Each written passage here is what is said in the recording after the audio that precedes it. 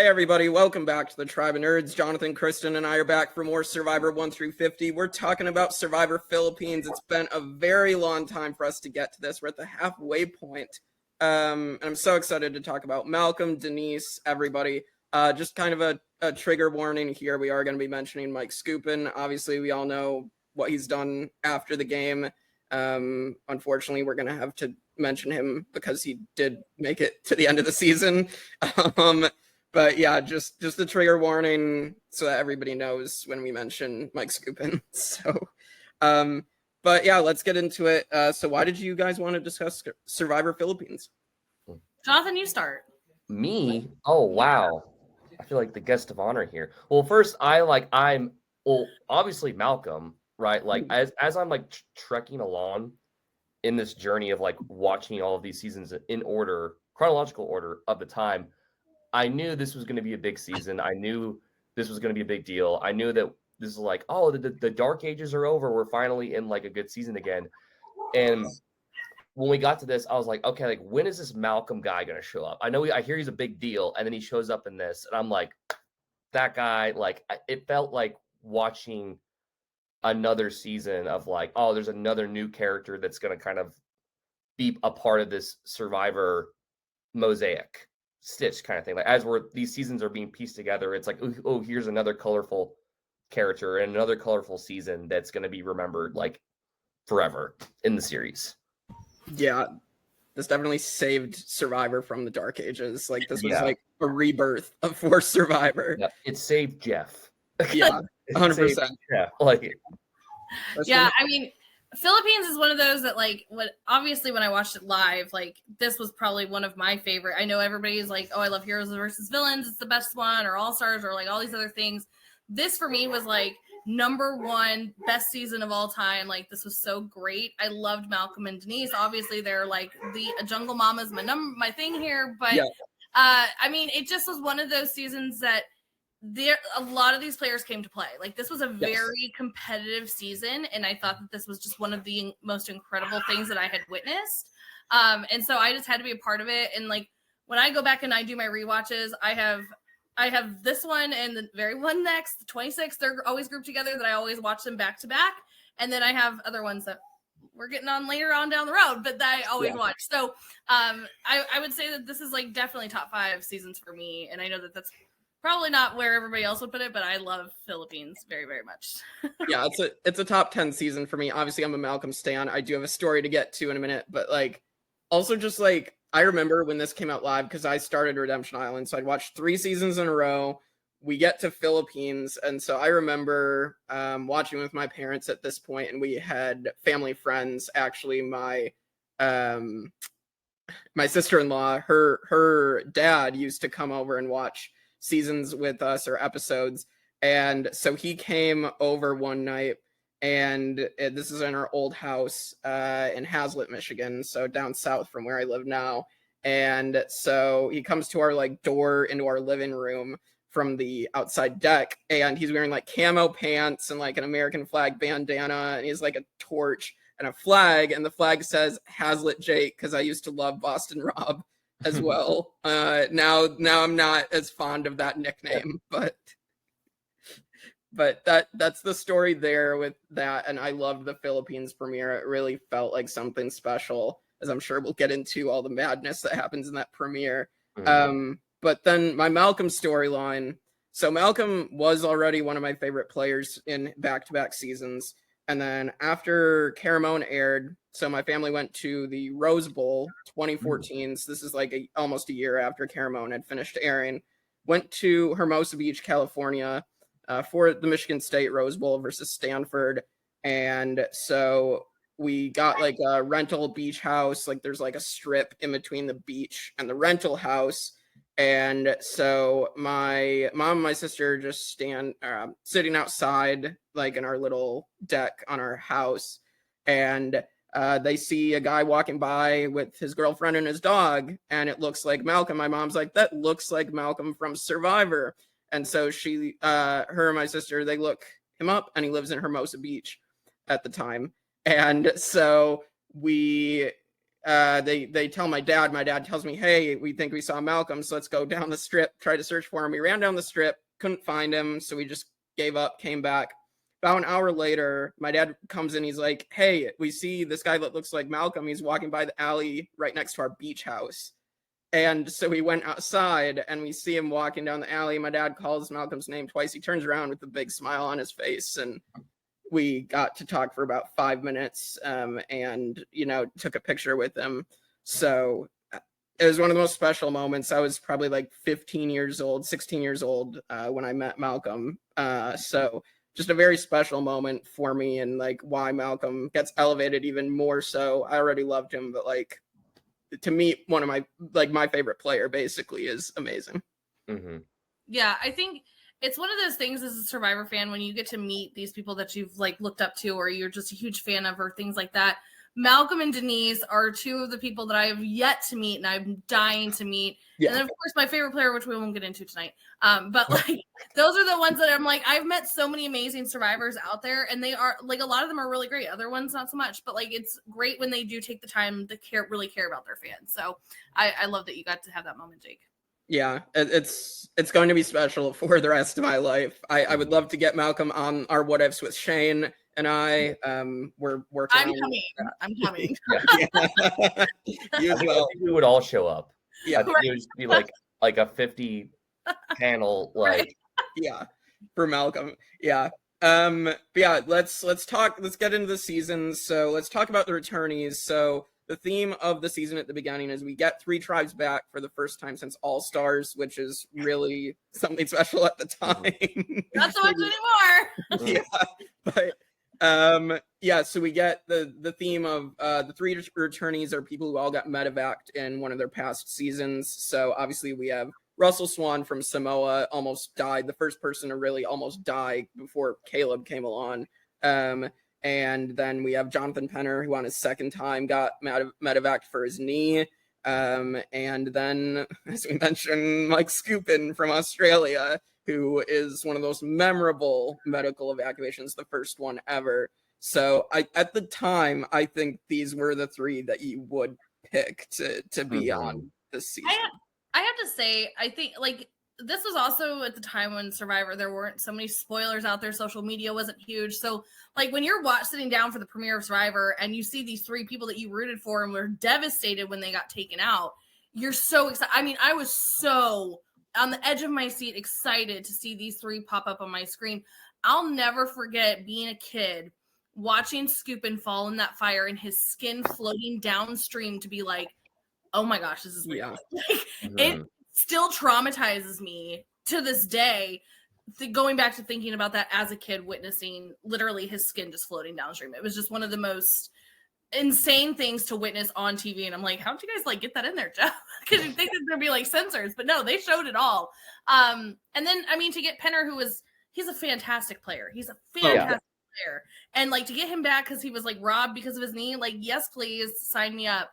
And then Russ, listen, he was very rootable for me. Like I was kind of excited to have him back. I wasn't excited as I was for the other 2, but I was excited to have him back. And as we're going to get into this, it was very, I'm so glad to come early. the tragedy of Russell Swan, as we'll get into. It's crazy because they brought those 3 back and we have 3 tribes now. And obviously each tribe gets like one of them. And all 3 of them have varying degrees of spectrum success of like how they do. Like one of them has the like most bad, like the most worst luck that you could possibly have in Survivor. Another one has like very steady, middle, solid of the road. And then the other one gets literally as far as you can possibly go without winning in the game. Yeah. So it's like seeing how that all unfolds into the season made it much more like, oh, like what's going to happen. I also think that for these 3 specifically, I think in their seasons that they're medevac, they stood a very, very good chance of winning that season. So I think that was kind of the other excitement of it is like, this is the actual what if, like, what if they got to win again? Now, of course, it's, it's a little different because they're returnees. And so, obviously returnees are always targeted, but yeah, it was just really exciting to have that as well.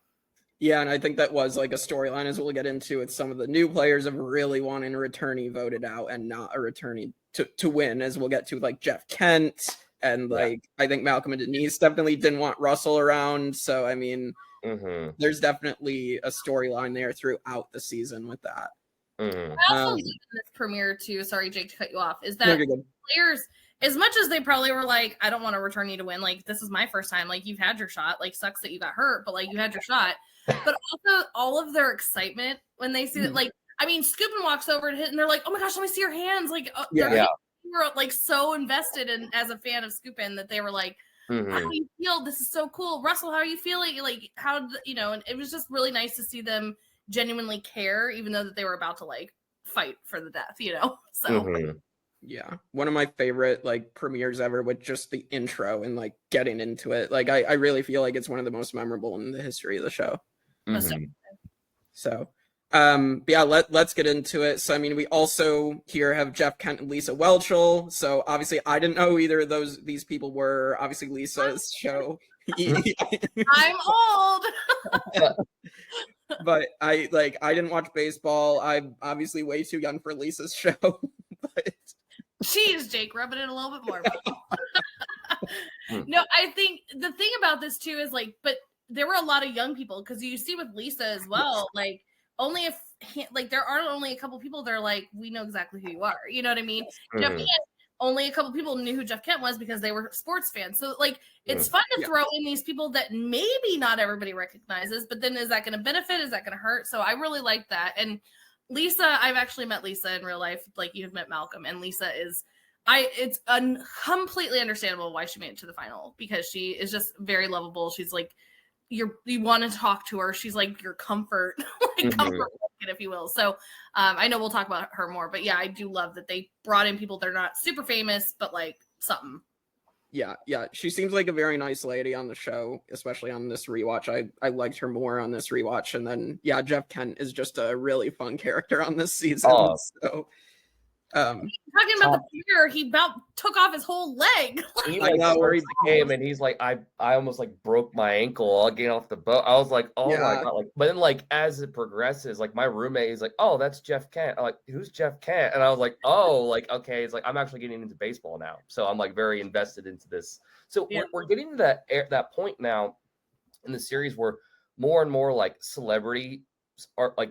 Former celebrities or athletes are they're starting to pop up more in these seasons, and they're starting to kind of get front of the line status of like getting onto the show kind of thing, or like they're getting in there and they're making a big splash, so to speak. Yeah, I mean, we had Jimmy Johnson in Nicaragua. A Chase Rice obviously would get bigger out of the show.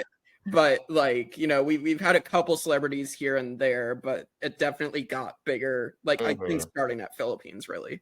Yeah, and I think that was the thing is that this also is where Survivor really started to shine. Like people were like, Survivor's the real deal. Like we're talking about 25 seasons now. Like this is like a real deal show. Like maybe I want to be on it. And like I feel like, can you imagine the amount of people that applied for Survivor in the first season? They were like, what is this? Like, okay.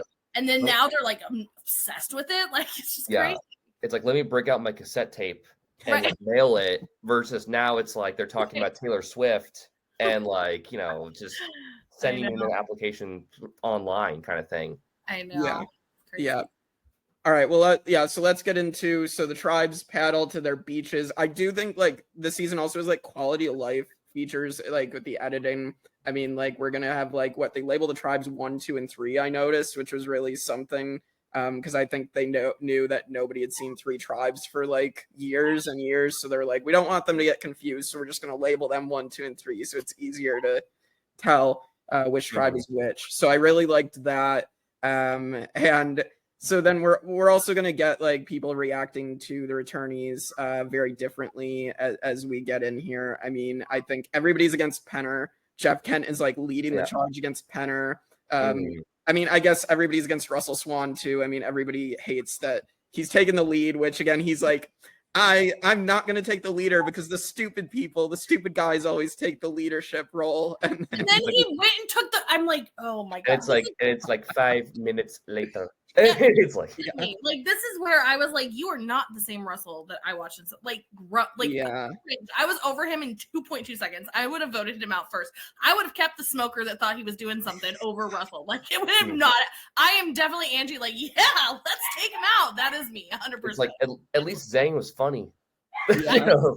We'll get into Zane. Also, I want to point out too that Penner. I mean, not a lot of people know this, but I think more and more people are getting to know this. Penner not only is famous for Survivor, he's also an actor as well. Yes. So he's also not just Survivor famous. He's also somewhat famous like Lisa too. So it's it's one of those crazy things. Right, because that's how him and Lisa connect later in the game, I think, and it goes underreported because I don't think Penner really talks about it in the edit of the show, but obviously that's how they connect. So I thought that was really cool. Yeah, and then over on Scoopin's tribe, I mean, kind of people are excited that he's there. But then, I mean, the big storyline over there, we're going to get RC and Abby immediately clicking up, which is going to start this amazing arc of like, they're going to have this day one alliance. You're going to be tight as can be, and we're going to slowly watch them deteriorate. Yeah, shout out to Abby for being able to like just make a big statement in her Survivor introduction. Good enough for her to come back later again too, and also to be kind of considered a snub for 50 in a way. So it's like this being her introduction season as well is a good like mark in Survivor.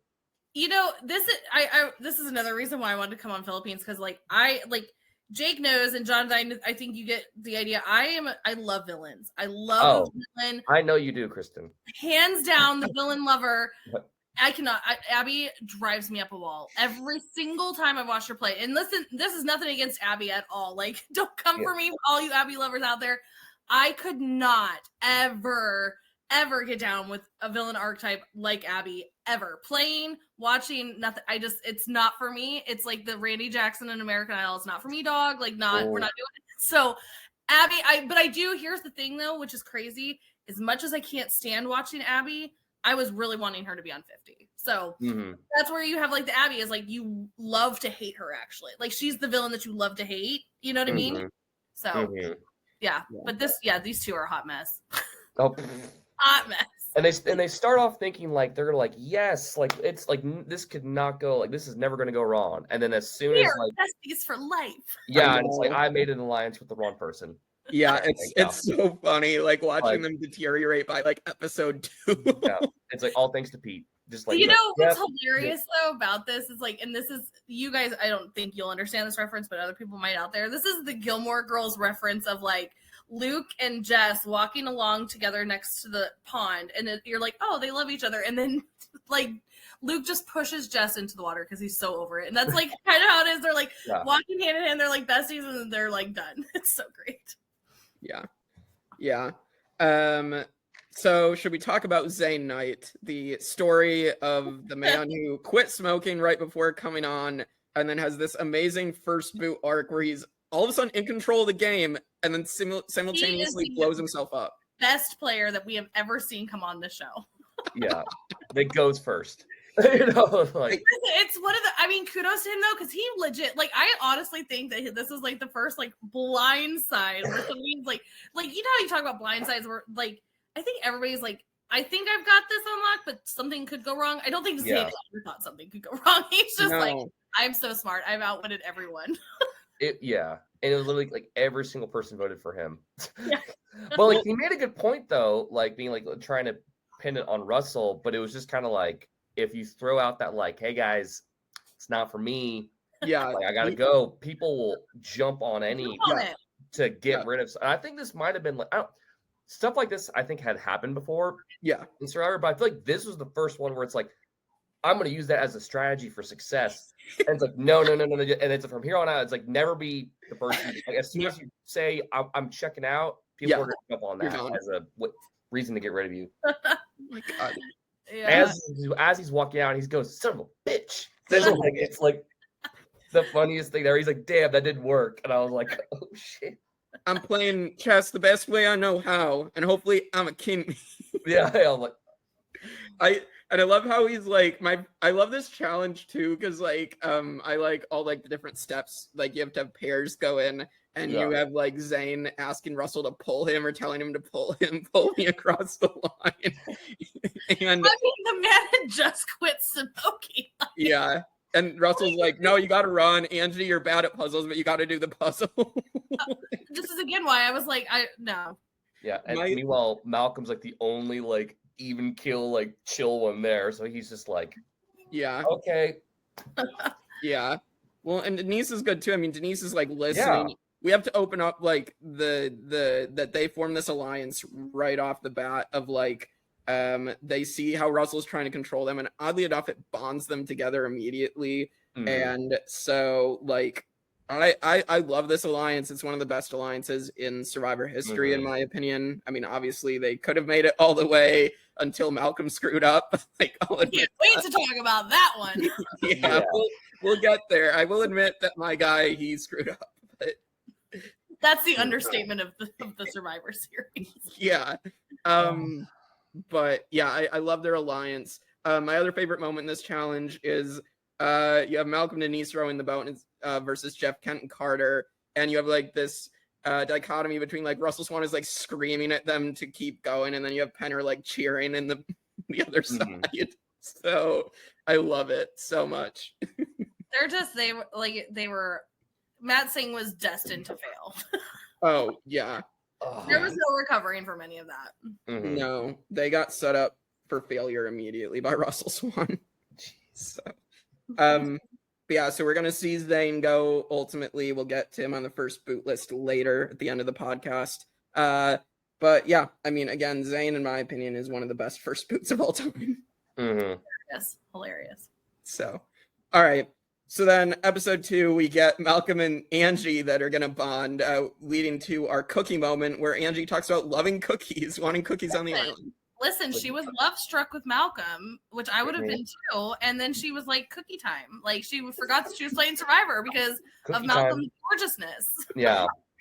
So funny. I love how much, like, again, this is where sassy Jeff comes out, where he's just really dumbfounded. He's like, cookies. He's like, legit shocked. He's like, I can't tell at that point. He's like, I can't tell if I'm gonna like this season or hate this season. He's just like, we have a long ways to go. But he was contemplating and walking out in that exact moment. Well, this is also the time when he's trying to get his talk show going, and then it completely fails. Yeah. I loved his talk show. I like legit loved his. That's a whole nother podcast, but I loved his talk show. I think I saw the episode where he brought like the final 4 of this season on it, but like that's the only episode I've ever seen of his talk show. But unfortunately it's not going to work for his talk show. But yeah, so I also find it hilarious that like Roxy and Angie get this feud, and Roxy like says, oh, she's like a booby trap. It's you know what? Again, like you get these, like, if you're looking at Tandang and Calabal, or I can't ever say it right. Yeah, so Calabal, yeah. Yes, ignore me. You see that obviously there are some like fractures there. Obviously, there like we've got the people, Jeff and them wanting to get Penner out. We've got like some not so loving moments over here on Tandang. So with that though, they are able to actually work together. And Matt Singh is just like, whatever. Just completely Frankensteined. Yeah, it's one of those that makes me laugh, especially when we get to like them continuously losing and Russell having a tantrum. I'm like, dude, you guys are horrible at making plans. Like, I love when Jeff's like, I'm gonna give you a minute to strategize. They need 10 days. Yeah, they can't work together well. I think if you put Denise and Malcolm, just like they are the ones carrying this tribe. I mean, I know also Malcolm is going to end up losing the last challenge for them, but like, I mean, that was so close. And also I feel like it's unfair because they've lost so much and the other tribe can just send out their strongest people every single time. Mm-hmm. So, which the sit out rule doesn't come for another 20 seasons, apparently. That's crazy. Yeah. Which I think is silly, but it probably ended up being like seasons like this that caused them to rethink that and be like, we probably, if one tribe gets decimated, the other tribes that have to send people out have to be like, you can't just keep using your overpowered workhorses to win everything. Like, you have to mix it up a little bit. Yeah. I also think Jeff just loved calling out Abi every single time. You've set out every single challenge. Yeah. I mean, maybe she was coming for her. She wanted her own Sandra bench. It's fine. Yeah. I mean, I think she says it on the show. She twisted her knee or something. I think she says, but I don't know how much of that is completely accurate of what actually happened. Listen, if I can sit out and not get all sweaty and gross and muddy and all the things, and I'm not going to tribal council, like, yeah, sure, why not? And your tribe keeps winning, right? It's like, yeah, of course. If it ain't broke, don't fix it. It's fine. Yeah, except my knee. The knee is broken. The knee's broken. Yeah. I want to talk about a little bit of what's going on in the other tribes. So Calaba, obviously, Penner does find the idol. So this is also where we see the idols are like they're on top of the rice box. You have the clue in the rice and then the little emblem. I love this. I think this is one of my favorite idols. And the fact like it's an animal emblem and it's right under everybody's nose, as the clue says. I love this. Yeah, I love too that like they're like looking at what was it, an ox or something, and they're like, is it his note? Like, and it's like you got some of them were so blatantly close, and then they're just like, oh well. Oh well. Yeah, and then you have Penner claiming that he lost his contact and then make his tribe believe that he doesn't have anything. I don't know. It is shocking that they let Penner just stay back at camp though. Like the returnee. But weren't they like using that time to like talk about like getting rid of him though? Yeah. So it's like they're like, oh, perfect, Penner. Like we need to go talk anyways, and so they just go off, and it's like I think we should like get rid of him, and they're like, yeah, we should. Meanwhile, he's like jimmying open like the part of the crate to get the idol out. Yeah. Yeah, and I mean, then Jeff kind of comes up with like the way to give Penner a four-fingered handshake or whatever. Yeah. He has to spend all that time. Oh my goodness. So good. And then Tandang, we get Abi versus RC. If you F with her, you're dead. And we have Pete like breaking open that relationship by taking the clue and planting it in RC's bag for Abi to find. Like, really, really funny. I actually. This is the villain's shit I'm talking about. Okay, this is it. Like we're seeing on 49 just we're seeing but this is why America would hate me, because I would do these little things where I'd be like causing the chaos and being just sitting back, be like, how dare they? What on earth are you saying? And he's just loving it. He's sitting there in all of his glory, like, look at what I just did. Yeah, I like Pete a lot. I thought Pete it was a player that was really good. He just kept aligning with Abi instead of cutting her loose. So. At this point, it seemed definitely like lucrative for him to be with her and do that stuff for now. But later on, it was like got too much out of hand. Yeah. I mean, I think he like saw, okay, she's in my alliance. I need numbers. Obviously, we'll get to the early merge where I think he's become a target. So he needs those numbers to protect himself, but it just eventually ends up backfiring because he's too much of a target. Yeah. So, but yeah, so that's what goes on there. Then we have, Mattson continues to lose. Russell Swan can't climb up ladders. Angie can't dive 2 feet to get a puzzle piece. And I don't know what Roxy's trying to do. Yeah, I don't know. Isn't she speaking in like that language? Yeah, tongues, I believe is what they say it is. So that's what's happening there. I also think Denise has so much agency, like even over Malcolm, because she is basically like, she does allow Malcolm to keep Angie in the game over Roxy, but then she's the one who gets Russell Swan to like vote Roxy out. And then, she does get Malcolm to cut Angie loose. And then you see when she has that conversation with Russell Swan, where she basically has him convinced to vote Malcolm out. Like, she is really, really, like, really, really good at this game. So. I feel like she's probably one of the most underrated winners of all time. Like, she should be at like really the top of everybody's list here, because she really like took this entire season and made it her B. Yeah, and she went to every single tribal council in the whole series and still won the game. That's and insane. it was ridiculous. She's great. So we are going to now get the downfall, the finale to the tragedy of Russell Swan. And this is where he blows up for the very last time. He's like, Lord, I mean Jeff. Lord Jeff. Lord Yeah. Jeff. Yeah. So, he blows up there. And then one of my favorite pieces of editing is where he's looking for the idol. And he's like, the editors would have fun with this. They'd show this flash on the screen, and they show the flash on the screen that this idiot can't find this idol. It's like right there. I know, it's great. So basically we get to tribal, and Russell is going to even be shocked because Malcolm and Denise did such a good job of playing him. Mm-hmm. And another favorite part is like they're both like pumping up Denise of like this woman is going to sit there and they're just going to hand her $1 million. Yeah. Little did they know they were fortune tellers. Yeah. So Russell Swan, the first returnee, is going to leave the game. And that's kind of like the story arc. This is the first time. I mean, we've had a couple disaster tribes early on, but Matt Singh is really like the first like major one that I think a lot of people think about first when we're looking at disaster tribes moving forward.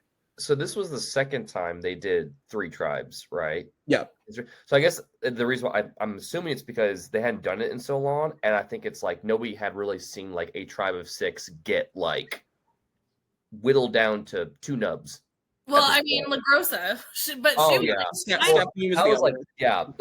but for some reason, I think like with a tribe of 6, it's a lot more like just there's only 6 of you, so it's like you need instead of like having like 9, where in this case it's a lot more like okay, like what are they gonna do to they literally need like a tribe switch to survive at this point. And thankfully for both of them, it does kind of happen in the next episode. True. Yep. Yeah. I'm one that I do not love what they did here. Yeah, where they just swap Denise and Malcolm and then keep the other. They just put them on tangent because honestly, that could have been easy. I mean, granted, it worked out really well for them, but like they could have been the easy pit. Like that just seemed really fair. I think that everybody should have swapped in that moment. Again, like you said, it worked out for them, but like you don't have a crystal ball. You don't know that that's going to happen. So I just felt that they were like, oh, Matt Singh's pretty much dead in the water. So let's just like really screw the other 2. Like, I don't know why they just didn't swap them all either. They definitely should have. I don't know if they just thought like the other 2 tribes have so much chaos going on that they will break, but I have to think that I don't know. It's hard to know like if this is how they always intended it or like what they were going to do. I'm not really sure. Mm-hmm. I personally think that they were like, oh shit, we need a plan because we didn't expect it to go this way. And that's what they came up with. I think they were probably drunk. Like, because this was a horrible decision. Yeah. This probably caused like for future seasons for tribes to be in the situation when you start with 3 to actually have like a plan in case this like another Matt Singh happens, which is probably in the Survivor rulebook now for all ages. It's like we don't want another Matt Singh. If in case of Matt Singh mixed do this. Don't do this. It's like exactly. So I mean, memorable stuff that happens. Malcolm gets like accepted into Tandang. Everybody sees him as the guy they want to come up to and tell everything. Apparently Pete tells him about Abby's idol, which I find is absolutely ridiculous. To tell that much information to a guy that just joined your tribe, but who also now has an idol as well. Because before they like left him and Denise, they finally were just came out with it. Like they seem to have suspected that like there's 2 of us. We're gonna be going over there at some like literally probably like in a couple hours. We need to like raid this camp to find this idol, and then they found it and they're like, we're gonna use it for us 2, no matter what happens going forward. And then they were like, we're gonna use it for us 2, but I'm gonna take it. Like Malcolm, I'm gonna take it. Yeah, I was like, okay, thank you. My favorite thing about Malcolm too, one of my many favorite things, but one of my favorite things is like Malcolm is so good at getting people to tell him about their idols or play their idols for him, and then he just never reveals he has one. Yeah, like he does it with Reynolds next season, where he makes Reynolds play his idol for him when he has one in his pocket. I think the thing too, also here is like Malcolm is. I always viewed it, and then like this is your like connection to Australian Survivor. He was like the original Golden God. Like he was like everybody wanted like Malcolm to like. he's like saving their butts every challenge. Like, Yeah. it's just one of those things that he was like the original like go-to, like, oh my gosh, we have Malcolm, so we're good. We're never losing. Yeah. He was like he ended up being like the next era, like Ozzy, kind of, because it was like it's the lawn hair trope of Survivor. It's like the junk, like, you know, it's like they come in, it's like they're gonna save us, and it's like they're gonna win all the challenges for us, and it's like they're gonna take care of us.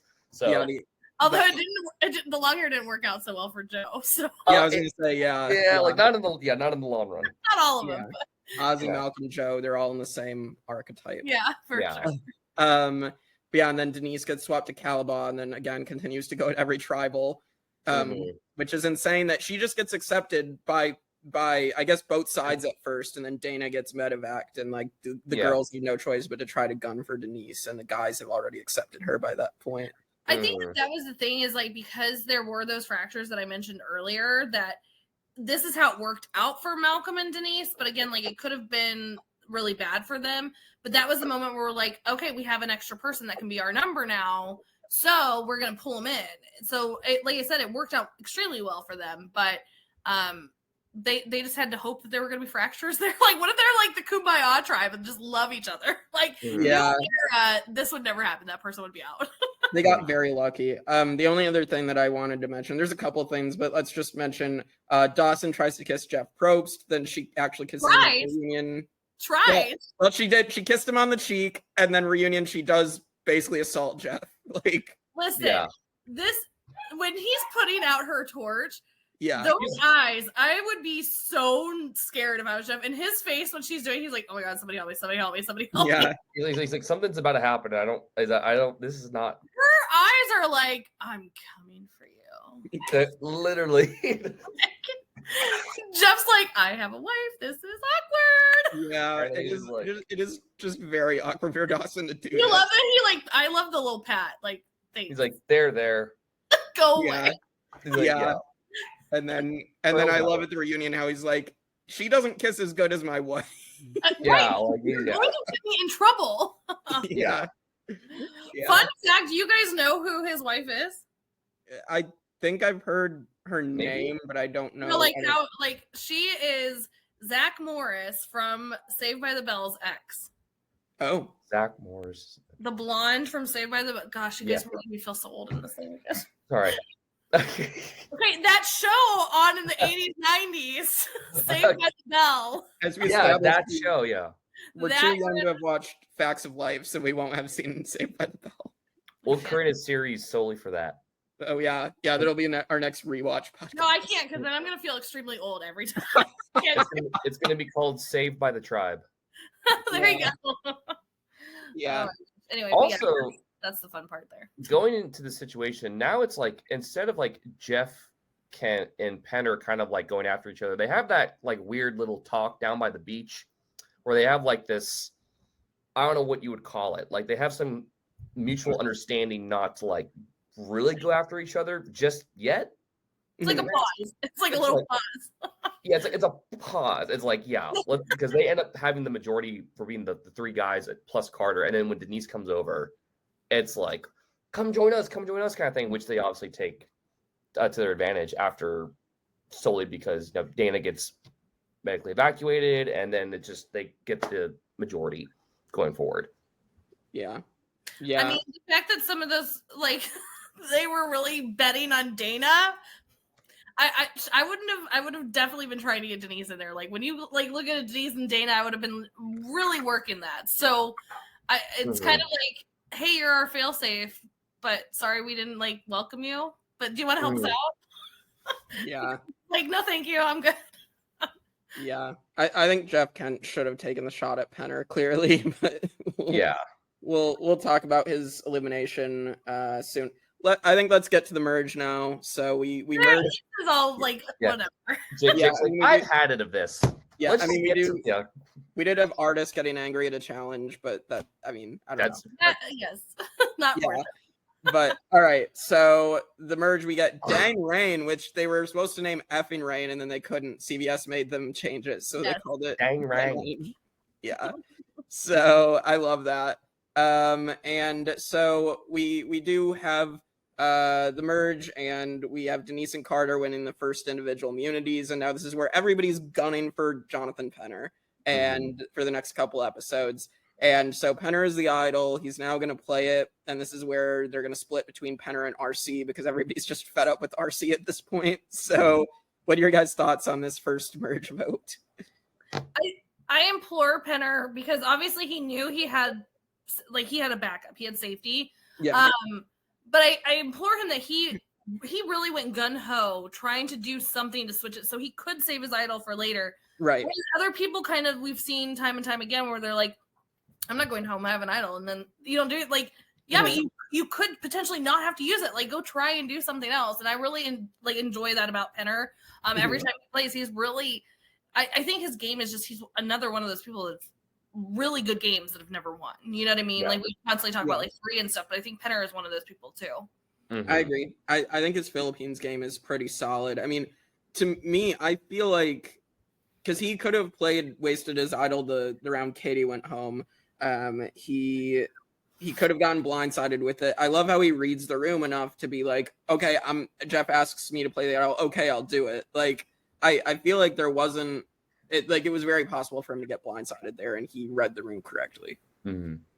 So I loved that. And yeah, RC goes. I mean, RC has history in Survivor. I mean, her and Abby, she famously, obviously Blood versus Water happens. We'll get to it when we get to that season, what happens there, why she wasn't on the season. And then Second Chance, she was supposed to be on the ballot and she left it because of Abby. So yeah, so there was no love lost. Go check out the Ponderosas. Yeah. Those two fighting at Ponderosa is really, really crazy. Like, you think you'd just be like, game's over, but like, no, this is lifelong. Yeah.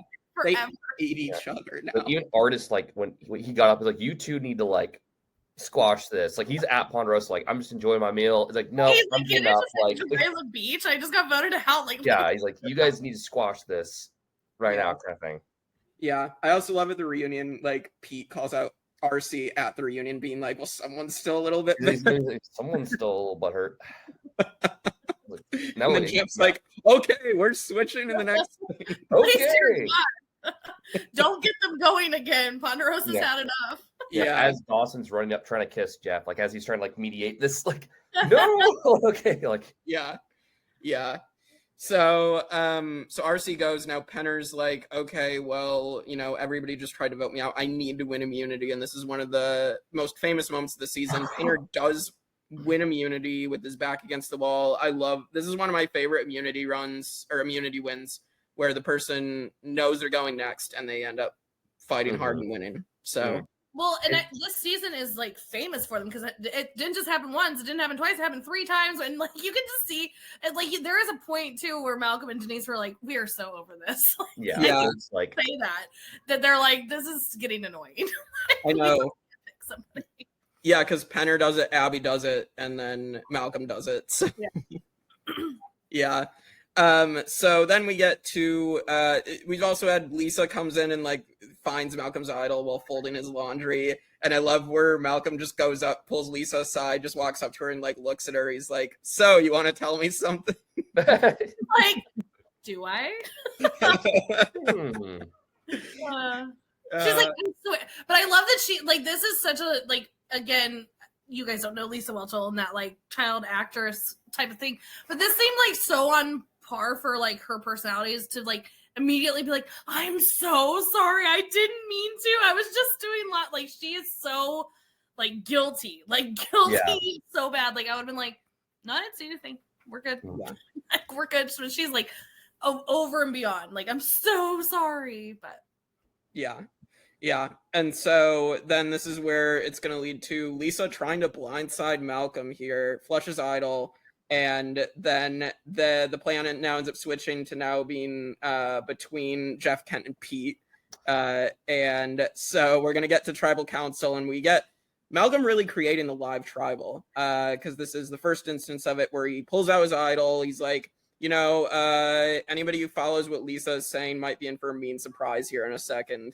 I loved this moment. It leads to one of the craziest moments in Survivor history up to this point. So, and this is where Jeff Kent is going to get blindsided, and this tribal is just so delicious. It's a great tribal council. I definitely am right there with you, but I was also sad that Jeff Kent was on the I know bad side of that. But yeah, and Abby also reveals her idol for no reason. I mean, I took Malcolm's thunder. She's like, I too. She's like, it's like, what? Okay, like, all right. We're like, well, we weren't talking about you. We're not. Yeah. But like, also, this is where we get this incredible line of Jeff Kent was like, I have all this millions. I wanted this million, but it's not even $1 million. It's 600. That was great. That was crazy. He's like, you know, I made $60 million playing baseball, and I want this million so freaking badly. And he was like, it didn't even matter because it's only going to be like 600,000 by the end of it. And I was like, by the time Obama takes it, I was like, 2012. I know, like, I love it. Which is again where a lot of people end up hating Jeff Kent. But I mean, I think Jeff was a fantastic player that I think should have come back. I agree. He was a good example of like a celebrity athlete that came into the game and actually, like, you know, I know him more for Survivor than baseball. Right. Like, that's like, if I ran into him, I'd be like, oh, Survivor. But I don't know if you would like that or not. Yeah. I think you probably would. I think you'd probably want to be more referred towards his baseball career than that. But I'm like, but Jeff Kent, love you, did a great job. Yeah, I love just how he basically is so against returnees. Like, I'd love to have him come back as a returnee and how that would be. But like, I love how like him being so against returnees, Scoopin and Penner, and then both of them are the reason he gets voted out because Penner throws his vote away, Scoopin votes him out. Like, yeah, it's crazy. Just so much fun editing and fun storytelling. So yeah, goodbye, Jeff Kent. Would love for you to come back. Please come back. Yeah. So then we're gonna get to this point. Now it kind of becomes like a heroes and villains, like the good versus the bad, because now everybody's against the Abby, Pete, Artis trio, because they're the bad guys. And bad guys go down. I would have been against them too, and I love villains. Okay.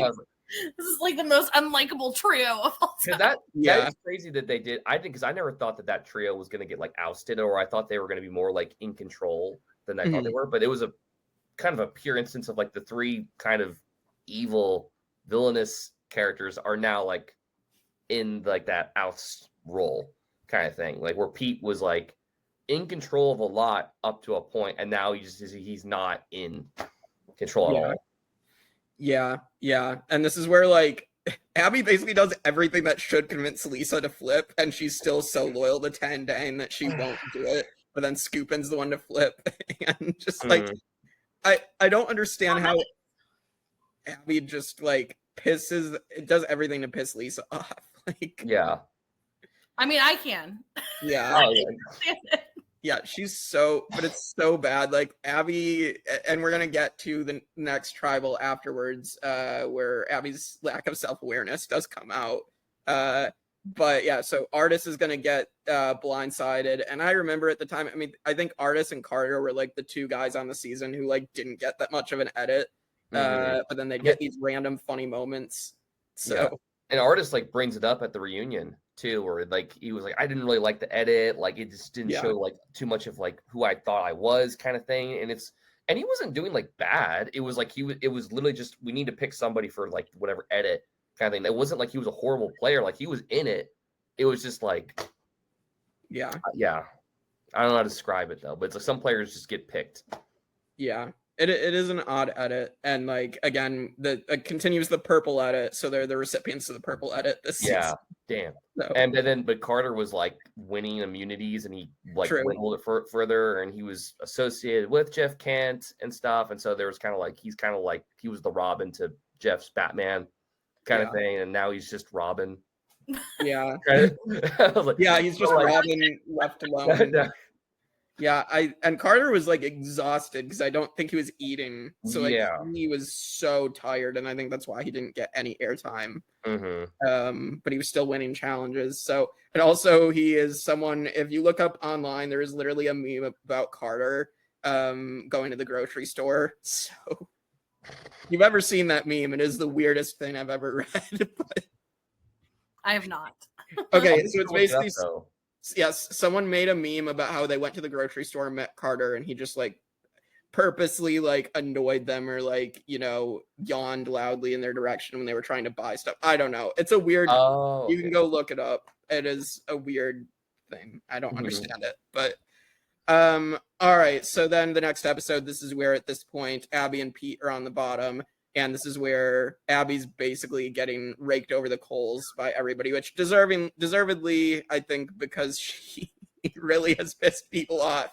And we're gonna get to tribal, and I don't think anybody deserves to get like attacked that much, but I do think it should be a wake-up call for Abi at this tribal council, where like Denise and Penner are like basically telling her why she has annoyed them, why she's not on the bottom, how she made them feel. And I feel like they deserve to be able to say that based on how Abby's acted towards them. And then I remember they were kind of talking about like, is it like a cultural thing? Yeah. Is it like, you know, they were like, how far can you like play that card or use that as an excuse before you're like, what is actually getting lost in translation here? Or like, is it actually more than that? And I think at that time though, it was just very much like, okay, you're not getting what we're trying to tell you kind of thing, either because you don't want to listen or there's something going on here that we don't know about kind of thing. I think that this is a really big moment for Denise too, because I think that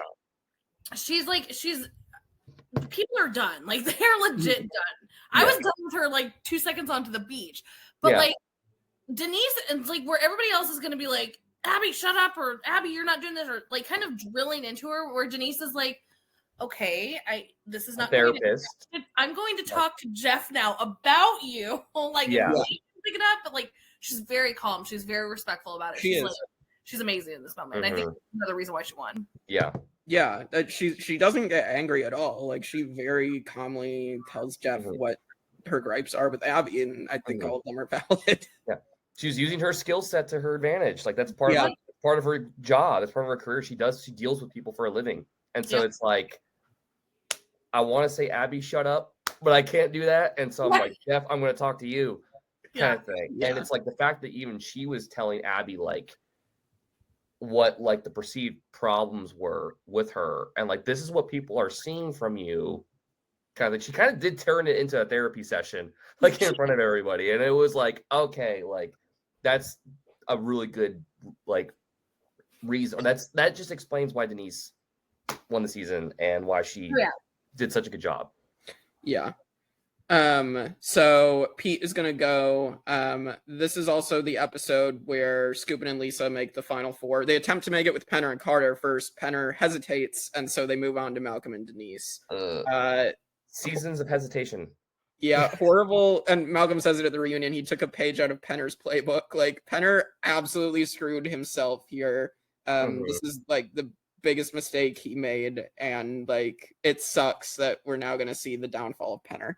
Yeah, I don't think he thought that Scoopin and Lisa would like end up having that much power to make like a Final Four. Right. I think he was probably thinking that like we'll get through this and they'll get like 6th or 7th or something like that. And then like he probably just genuinely didn't think that those two would be that powerful enough to have a concrete 4 with Malcolm and Denise to control the rest of the game kind of thing. Yeah. And then, I think also they're like, okay, we're unified against Abi. Abi can go because she hasn't won anything yet or really competed. And so like we can just get rid of her and then we can decide what we want to do next. And they just didn't think that through because they were so unified against Abi. So, he's like, I thought that would be a strong enough reason to not make a Final Four yet because we still have Abi here to get rid of. Right. Kind of thing. So, but he's like, oh shit, proven wrong. Yeah, and so then we have the auction, and Abi does end up making some interesting, actually like her probably her smartest move she's ever made, where she does hold out to get the $500 and bid for the advantage, which everybody else just buys food. So again, she also uses like, sorry, Jonathan, I didn't mean to cut you off, but like she uses the strategy to like, you don't know what it is. It could be an idol. It could be a picture of my mom. Yeah, exactly. Be anything. Yes. Where she's like, I have 2 notes here, like, or 2 things on here. I'm not going to reveal what the second one is, and then I'm going to rip up the note. Yeah. So I mean, it's a decent move, but obviously, they talk about it like afterwards, like she executes it really poorly after that. She does. So then basically we're gonna get Penner knows he's going home. We have Penner shouting behind him in an iconic confessional, Denise, and then we're gonna get Penner's great exit line, probably the most iconic exit now, knowing that was like Penner's final swan song in Survivor history. Even though we probably should have been on 50, but this was a good exit for him. So keep your sunny side up and suck eggs. And then you have him like whistling and then coming back in for like his he like gets out of frame and then just goes like, and then like goes back like out of the bushes, and then even like Jeff turns around and is like, I know, Jeff's like, oh my gosh. He kind of like smirks. He's like, I know, I've been dealing with that guy for like 6 years now. So it's like, Penner talking back to him for 6 years. Right. Yeah. I think Penner, I mean, obviously Penner has the storyline then in Winners at War with Ewell. So like, I guess his storyline really isn't done because his story with his wife, which is incredible. I wish, because I know he got his wife out there for Cook Islands his first time, at least. But I think it would have been great if he made it just the one round more so that his wife could come out there one last time. Oh, yeah. So, unfortunate. Because, I mean, his wife probably had gone out there at that point because they fly them out like a day or two before that challenge. So she would have been there. So, no, I mean, that I love that he continuously does work for that as well. It's a very sad disease. I've lost a family member to it. It's devastating. It's a devastating disease. And like now that she's gone, like he's not stopping. Like this wasn't just when she was alive and he was trying to fight for something. He's still going. And I love that about him. It's very admirable. So Penner's going to go. We will get final tribal council speech there later. But, so then basically we do get the loved ones, and this is where Lisa gets like her big moment where her brother Justice comes out. Sister. So this is I'm surprised Jeff didn't break down here. His crying moment is going to come next season with Brenda. I'm surprised it wasn't here. Like this one was like the most like palpable emotional like family visit that I had seen in Survivor up to this point too. And I think it was because like Lisa, like even like when Penner was still in the game and he had that conversation with her about like acting and like who people want you to be and who you think they want, with that whole segment they have. And you could tell in that moment, she's like, he gets it because of like how hard it is to be, I guess, like in that career and like you're working with the needs of other people and not yourself. And she finally gets to see someone that knows her, because the game's already hard enough because you're already continuously acting and putting on a face, and you're finally in a moment with someone that you can just completely let be vulnerable with. I cry at every family visit, so they're rough. They're rough for me. Yeah. And then Malcolm's brother comes out and dude, that's Jeff. Yeah, I would have loved him and Miles to be on Blood versus Water. Obviously, apparently they were actually contacted to be in a third season in a row, but obviously Malcolm was going to decline after being on 2 seasons in a row and how hard that is on your body. But, right.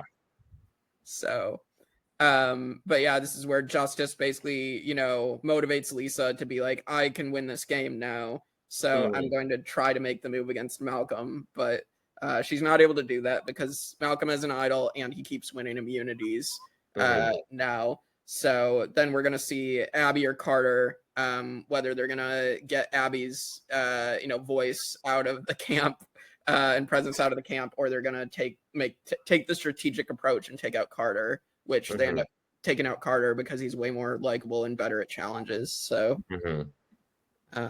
so I mean, I don't know. Carter had like a couple like funny moments. My favorite moment is with him is in the pre-merge where they're taking out Katie or Penner. He's like, it's Katie or Penner right in front of Penner, and Penner's like, well, I prefer it not to be Katie.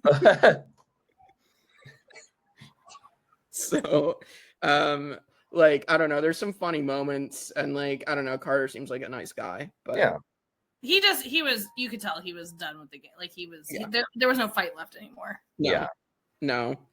So, I do find it very bad that like Scoopin is like telling him he's like his son and like whatnot, and like that does not hold up well.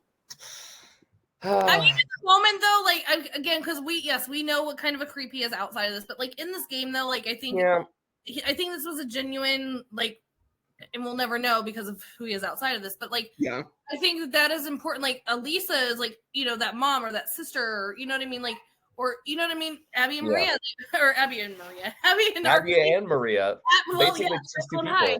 I mean, her and RC, like, besties for life. Like, you need that person out there. So, I think, you know, it's a very cringe knowing what happened afterwards, but I think in a game setting, I think that was a nice thing, so.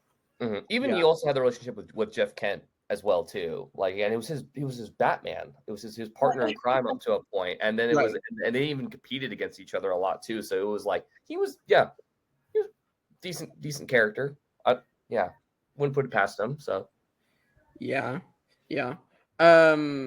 like my point is like if it had been anybody else, like another parent figure, like that makes sense for them to think of Carter as their son or whatever. It's just the fact we know what Scoopin did outside.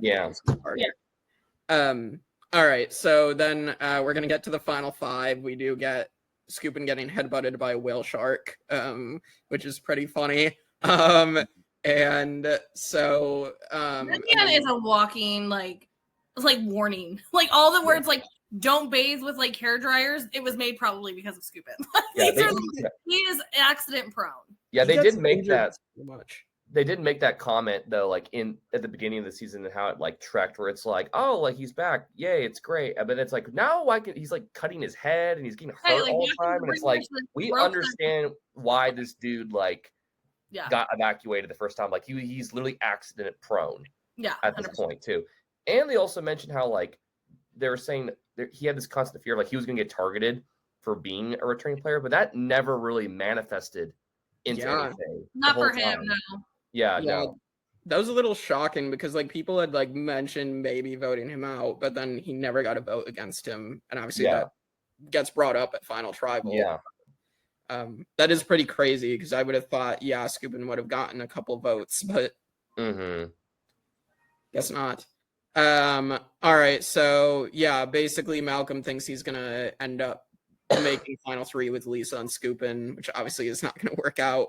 But we get to another challenge that Malcolm's going to win, and he's already guaranteed Final 4 because of his idol, which I think this is a missed opportunity for Malcolm because he should have, I think he said it somewhere, some other podcast, but I believe he said he probably should have played his idol for Abby and then gotten rid of Denise there, and then Abby would have been indebted to him because she wouldn't have wanted to work with Lisa and Scoopin. So interesting. I don't know. Maybe I'm wrong on that. But would he have still won the... No, because shaky hands. Like I've been in that situation before. Fancy that. What do you mean? No, you couldn't. He said he needed 100 chances. Yeah. So I don't know, but we do get basically, Abby gets to spend a day with Denise, or Denise gets to spend a day with Abby, which is rough. But we're going to get to Tribal Council where Abby is finally going to get voted off because they can't stand her anymore, which is just funny that she's like brought along as a goat a lot of the time, but then in both seasons, but then she's cut loose shortly before the end because they're just done. So, but we do get her calling Scoopin a moron and an idiot. So,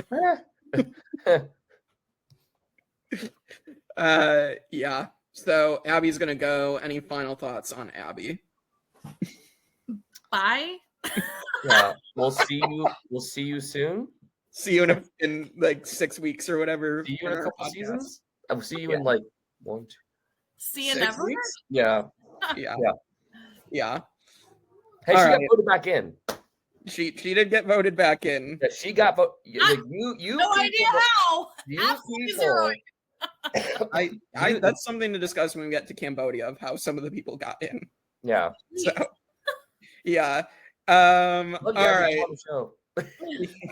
Abby, come on the show. All right, we get to our finale. I won't be here.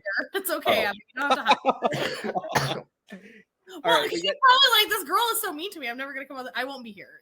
There will be like, it'll be fine. Yeah. All right, we get to our finale, and this is where Malcolm does win the first, like, the reward challenge, which presumably, if Dana didn't get evacuated, this would have been an immunity challenge in their schedule. But so I think it would have been a final two, interestingly enough, had that not happened. So yeah. But Malcolm does win this advantage, so Malcolm's like the odds-on favorite to 100% win this immunity, or so we think. But we get to the famous Micronesia challenge that Suri goes out on, and Malcolm goes out as well, has shaky hands, loses both of his chances before anybody else. And this would be me, because I have shaky hands. Kristen knows when we did that last challenge in season 6 of Vanquish.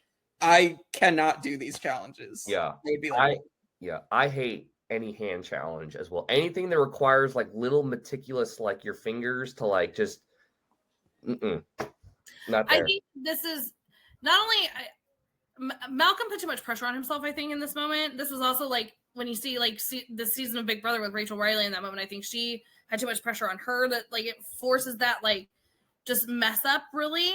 But I also think that he knew that he was basically screwed, and he didn't have to be, because if he would have just held off gunning for Denise, then I think that's where it started. And then Denise like still gives him an out. He's still screwing it up. Like would you be willing to make fire kind of thing? Right. He's like, yeah, it's okay. Thanks. Thanks, but no. Yeah, this is a really bad screw up, and I think we talked about it, Kristen, before. I think if he tells Denise, then Denise doesn't vote him out. I think she's willing to go to the end with him, and he screwed that up. So, or at least give him his own chance to get to the end. Kind of thing. And because I think she knew like, oh, he's going to be tough competition if I take him, like regardless if I want him out or not. But it's like at least out of respect for our alliance that they both knew. Right, like we survived. Like we literally survived everything together, and we know we're both the reasons why we're both here. So I'm like, I think that this was really stupid on Malcolm, because like I said, it started with him trying to already target her. Like, you know what I mean? And her getting wind of that. So she's already like, I don't know. Like, I wasn't going to end with you. And then she's like, do you want to do fire? And he's like ignoring her. And she's like, I will let you have a chance. And he's like, no, that's okay. Dude. Strike two. Like done for. You know what I mean? So like, listen, I love Malcolm. Stupid. Because I do think that Denise had this in the bag, but I do think that it wouldn't have been, one vote. I think it would have probably been extremely close with Malcolm and Denise. But I do think Denise comes out on top. Yeah, I agree. I think I definitely think Malcolm edges out Denise, but I think it's close. All right, so Malcolm screws up, and then basically at Tribal Council, he gets the feeling that he is going to get voted out there. And even though Scoopin claims delusionally that he can beat Malcolm, which is very funny for him to claim. I also love in this moment that Scoopin and Lisa I love them. Well, I don't love him. I was going to say I love them. I don't. But I love that they are so delusional in this game that they actually think that either one of them will beat the other two. I'm like, no. You're just who you want to sit with at the end and let them be the winner. Like this was, It's ridiculous. I'm shocked. I almost feel like Lisa, though, I feel like she would have wanted. I think she says it. She thought keeping Abby in the show, like keeping Abby there at Final 5, was the best move, obviously. But Scoopin is the one delusional enough to be like, no, I'm cutting Abby. So Lisa had no choice. Yeah, no, I agree. I think Lisa could have had a chance but not against Malcolm or Denise. Those two had to go. No, Lisa would have won against Abby and Scoopin. So 100%. Yeah, 100%. Yeah. So we get Malcolm getting voted out. This was very, very sad for me watching live. But this is obviously before I met him too anyway, but he was already my favorite. And so losing him right here sucked. I definitely thought he had it in the bag going into the finale. And so obviously he goes out, and we'll be seeing him very, very soon again. He would consider playing again. He would consider playing again at the reunion, yes, which is very funny when Jeff asks him that. And after the season's already been filmed too, right? So it's like they filmed them both back to back. So it's like they put his ass on I guess the same plane, or they just kept him there. Yeah, probably. Yeah. Malcolm said it was like 2 weeks difference between the two. So he's just chilling on the beach in Fiji. Yeah. They weren't even in Fiji, but that's where I'm going. Because literally, it's all Fiji. That's because that's where it is at this point. Like Survivor is Fiji, so you just say Fiji at this point. Yeah, same difference. It really is. So then we're gonna get to Final Tribal, and you do have Malcolm being upset, which I understand. I mean, I think he took this one very hard in that moment. I mean, you're so close there, and you pretty much know you have it in the bag, and then you screw it up. I don't know why you're mad. Go sit down. You're dumb. Sit down. I think it was kind of funny that he was so mad. I love Malcolm. I came on this as a Malcolm. I am a Malcolm lover, and I say that with all the love. But as a jungle mama, go sit down. Quit throwing a tantrum. You did this to yourself. This is the epitome of when you're telling a kid, "Don't touch the stove. It's hot. Don't touch the stove. It's hot. Don't touch the stove. It's hot." And they still touch it, and then they're like, "Oh my god, my hand's burning." Yeah. We told you. Yeah, where he like tells Denise to stop people pleasing, and like calls her a bitch. I'm like, Malcolm, jeez. Right, and this woman's a saint. She's like, "Do you want to go to fire?" Yeah, it's really funny. And then obviously Penner's final tribal council speech, which is amazing, where he's like, he talks about the oxen, like Denise led the two oxen. They were driving her in the chariot. And then obviously he's like, I was like, I believe Philip Shepard holds the record for most votes cast against, but I believe I'm like close to that record. I thought that was hilarious. And yeah, just basically then outs Lisa to the jury. So Penner's final jury speech was what I expected from Penner. So, yeah, so Denise is going to win in a 6-1 vote after attending every tribal council. So yay for Denise. Should have been unanimous. It should have been. I agree. At least Malcolm could get over his temper tantrum and vote for Denise. So. Yeah. He literally like wrote it and was like, yeah. He just held it like this. He's like, I can't say anything. Yeah. All right. Well, let's get to our rankings. So first boots, we're adding Zane to this. Top 10 right now is Tina, Sonia, Johnny Fairplay, Sugar, Francesca 1.0, Chicken, Wanda, Marisa, Deb, and Diane. Zane Knight is number 4. He is right under Fairplay and above Sugar. So woo, let's go. So congrats, Zane. That's not for him. Yeah. Fallen Angels, we're adding Malcolm to the list. I mean, we kind of know he's already on it, but top 10 right now. He's got to be like. He's got to be close to reveal. We don't need to hear the rest of it. Who's number 1 right now? Okay, reveal number 1. Cerise got to be. Okay. Yeah. It's Cerise, Esternino, Jerry, Kathy, Rudy, Yowman, Lex, Terry, Ian, and Fairplay. Yeah, he's 1 or 2. He's 1 or 2. Yeah, or 3. He's 3rd. He is right under. Yeah, he's right under Rob Sesternino above Jerry, which I think is the best spot for Malcolm. That's where, as much as I'm biased for Malcolm, that's where I have him on my overall list. Yeah. So, if he didn't screw up here at the end, like, I mean, he would have been a winner probably, so he wouldn't be on this list. But then, it's still Denise. I think it's Malcolm. I know the reunion said it, but I believe I've read that Malcolm, like, literally, it was like Penner and Carter, I think, playing a joke on Jeff or something, that they said it at the reunion just to get Jeff, like, get a crazy reaction. Yeah. So I don't know, but I don't know. Denise, it would have been close, as I said. All right, and then losing finalists, we're gonna add Scoopin' and Lisa. Top 10 right now is Boston Rob, Parvati, Heroes versus Villains, Russell Samoa, Fishback, Ozzy, Colby, Amanda Micronesia, Kelly Wigglesworth, Stephanie LaGrossa, and Russell, Heroes versus Villains. So Lisa Whelchel is now 21st on the list.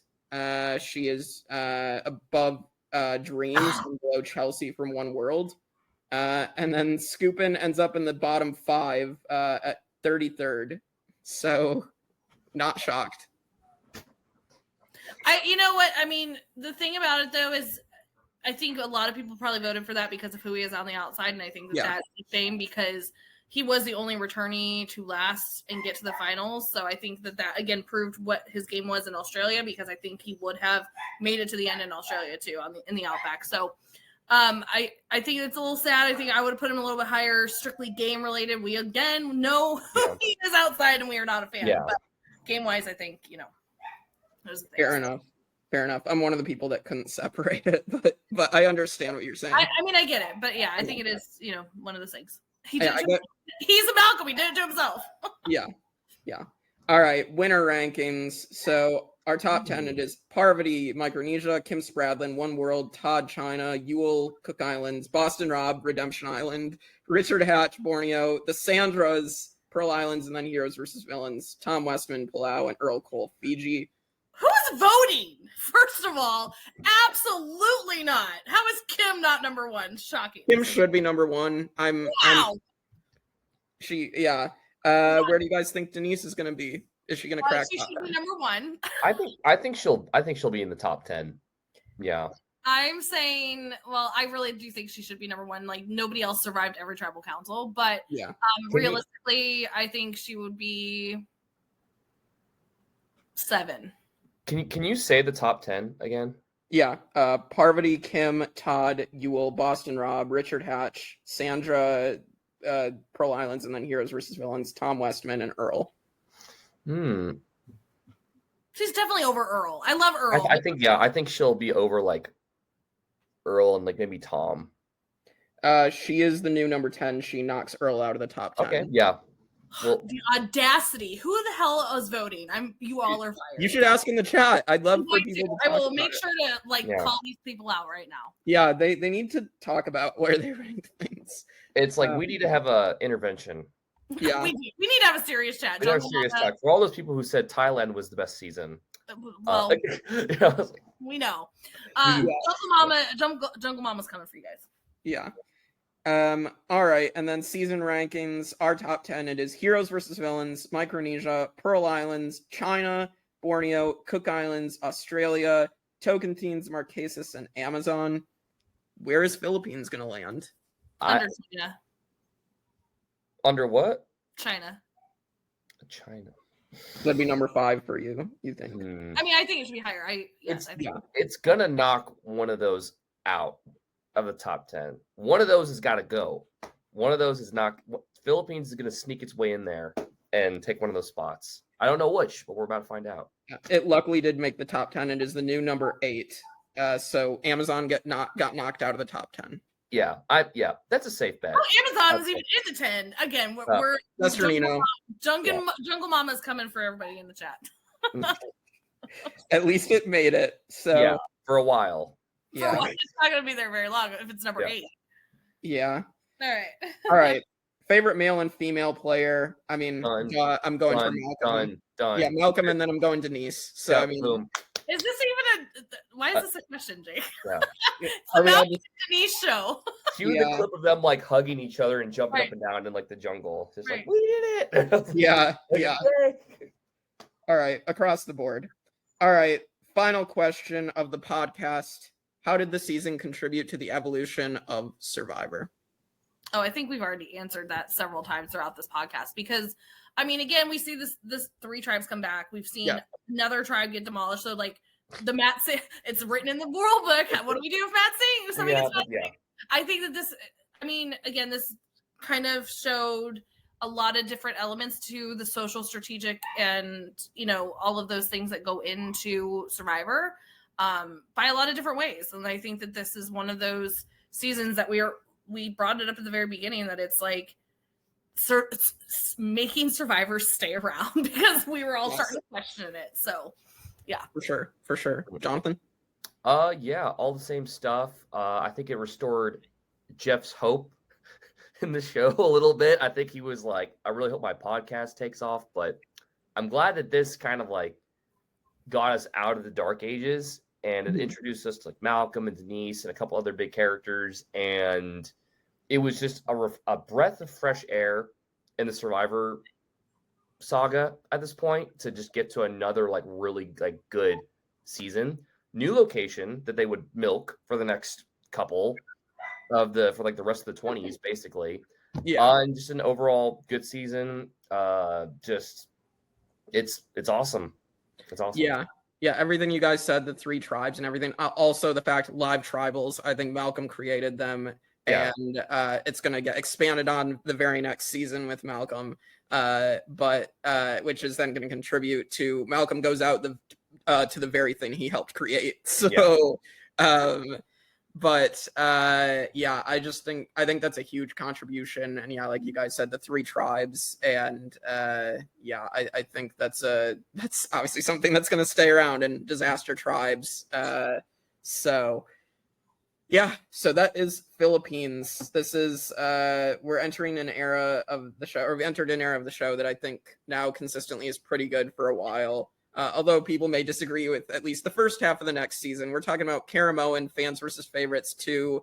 Malcolm's coming back. We're getting Corinne, Cochran. We're getting the specialist. Philip Shepard is back. Eric Reichenbach. I mean, don't worry, I won't be on that podcast, guys. Don't worry. Yeah. Kristen's coming back. Jonathan, I think, are coming back too. Yeah, someone's got to do the dirty work, man. Yeah, so we're all going to be back. Brenda making Dawn take out her teeth. So we're going to talk about that moment. Maybe I shouldn't be back because the listeners are not going to love me on the next episode. Oh, I can't wait for you to reveal that. Yay. So, yay. So we will have fun talking about Caramoan, which I don't think is a bad season. I think people rag on the pre-merge tearing it down. So I don't know. I enjoy Caramoan, so I probably have it a little higher than most, but again, I'm biased towards Malcolm. So. Yeah. Him single-handedly carrying the season on his back and just trying to lift it up to some level. But we're now halfway through. We are halfway through. Yeah, so if you like everything we've been doing for 1 through 50, like, share, comment, subscribe is the most important thing that we need you to do. And we'll see you all next time for more Survivor 1 through 50 on the Tribe of Nerds.